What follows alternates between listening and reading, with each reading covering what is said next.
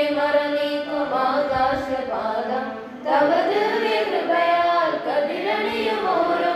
ഉഷസിന്റെ ഉടമേകും ആത്മാവിലെന്നും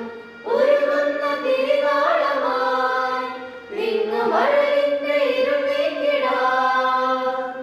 ഉലകിന്റെ ദീപം ഉള്ളിൽ കൊളുത്തു ആത്മാവിൽ ഉഷകാലമേ വിശ്വപ്രകാശമാമിന്നേശുനാഥ തമസിന്റെ മറനീക്കും ആകാശപാദം തവ ദിവ്യകൃപയാൽ കതിരണിയും ഓരോ ഉഷസിന്റെ ഉടമേകും